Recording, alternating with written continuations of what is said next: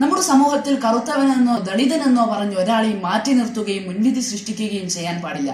ഒരിക്കൽ കുട്ടൻ എന്നൊരു കുട്ടി കരഞ്ഞുകൊണ്ട് കണ്ണുനീരിൽ നനഞ്ഞു കുളിച്ച് വിറങ്ങലിച്ചുകൊണ്ടേയിരുന്നു. കാരണം അവർ പഠിക്കാനുള്ള പാഠപുസ്തകങ്ങൾ വാങ്ങുവാനോ ഒരു നേരത്തെ പട്ടിണി മാറ്റുവാനോ വകയില്ലായിരുന്നു. മാത്രവുമല്ല, അവൻ താമസിച്ചത് മഴ പെയ്താൽ ഒരു തുള്ളി പോലും പുറത്തേക്കൊഴുകാതെ മുഴുവനായും ചോർന്നൊലിക്കുന്ന ഒരു ഓലപ്പുരയിൽ കൊടും പട്ടിണിയിലായിരുന്നു.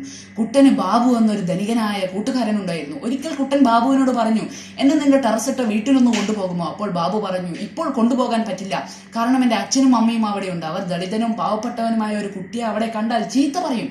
അതുകൊണ്ട് നീ അവരില്ലാത്ത സമയത്ത് വരൂ. അങ്ങനെ കഞ്ഞിക്കലത്ത് കൈയിട്ടിലാക്കിയപ്പോൾ കിട്ടിയ 2 വറ്റ് കഴിച്ചുകൊണ്ട് വിശപ്പടക്കി കുട്ടൻ ബാബുവിന്റെ വീട്ടിലേക്ക് പോയി. അവിടെ കണ്ട ധനാഢ്യന്റെ ആഡംബര വസ്തുക്കളും ഇരിപ്പിടങ്ങളും നിലത്ത് വടിച്ച മാർബിളുകളും കണ്ട് കുട്ടനിന് അത്ഭുതപ്പെട്ടുപോയി. പക്ഷേ കുട്ടൻ വീട്ടിൽ നിന്ന് പുറത്തിറങ്ങിയപ്പോൾ അവിടുത്തെ പട്ടിക്കൂട്ടിൽ കണ്ട കാര്യം കുട്ടനിൽ കൗതുകമുളവാക്കി. ഒരു പാത്രത്തിൽ നിറയെ ചിക്കനും മീനും ബീഫും പൊരിച്ചു വെച്ചിരിക്കുന്നത് കുട്ടൻ കണ്ടു. അങ്ങനെ അന്തം വിട്ട കുട്ടനോട് ബാബു പറഞ്ഞു, ഇത് ഇവിടുത്തെ പട്ടിയുടെ ഭക്ഷണമാണ്. അടുത്ത ദിവസം സ്കൂളിൽ AEO ചെക്കിങ്ങിന് വന്നപ്പോൾ AEO എല്ലാവരോടും ചോദിച്ചു, നിങ്ങൾക്ക് എന്താകാനാണ് ആഗ്രഹം? അപ്പോൾ എല്ലാവരും ഡോക്ടർ, എഞ്ചിനീയർ, മാഷ് ഇങ്ങനെ പലവിധ ആഗ്രഹങ്ങളും പറഞ്ഞു. പക്ഷേ കുട്ടൻ പറഞ്ഞത് അവരെ എല്ലാവരെയും അത്ഭുതപ്പെടുത്തി. എനിക്ക് ബാബുവിന്റെ വീട്ടിലെ പട്ടിയായാൽ മതി, അപ്പോൾ ഒരു നേരത്തെ വിശപ്പ് മാറ്റാമല്ലോ. അങ്ങനെ അത് കേട്ടുകൊണ്ടിരുന്ന AEOയുടെയും അധ്യാപകന്മാരുടെയും കൂട്ടുകാരുടെയും കണ്ണുനീർ കരുണയുടെ ആഴക്കടലായി മാറി. അവർ കുട്ടന് പഠിക്കാനുള്ള പാഠപുസ്തകങ്ങൾ വാങ്ങിക്കൊടുക്കുകയും പഠിക്കാനുള്ള അന്തരീക്ഷം സൃഷ്ടിക്കുകയും ചെയ്തു.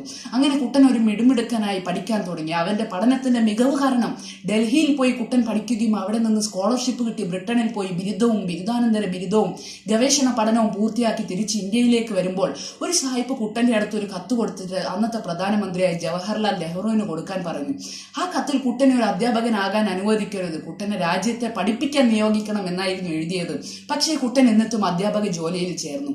അങ്ങനെ 1 വർഷത്തിന് ശേഷം ജവഹർലാൽ നെഹ്റു കുട്ടന്റെ അധ്യാപനം നിർത്തി കുട്ടനെ പുറത്തേക്ക് അയച്ചുകൊണ്ട് പറഞ്ഞു, നീ പോയി രാജ്യത്തെ പഠിക്കാൻ പഠിച്ചുവാ. അങ്ങനെ കുറച്ചു കാലങ്ങൾക്ക് ശേഷം കുട്ടൻ തിരിച്ചു വന്നപ്പോൾ അവിടുത്തെ ഒരു രാഷ്ട്രീയ കക്ഷി കുട്ടനെ ഇലക്ഷനിൽ നിർത്തി. കുട്ടൻ ഇലക്ഷനിൽ ജയിക്കുകയും MP ആവുകയും കേന്ദ്ര സഹമന്ത്രി ആവുകയും ചെയ്തു. അങ്ങനെ ഒരു പ്രഭാതത്തിൽ ചൂടുള്ള വാർത്തയായി മാറി കുട്ടൻ. ദളിതനെന്നും പാവപ്പെട്ടവനെന്നും കറുത്തവനെന്നും പറഞ്ഞ് മാറ്റി നിർത്തപ്പെട്ട ആ കുട്ടൻ ആരാണെന്ന് നിങ്ങൾക്ക് അറിയുമോ?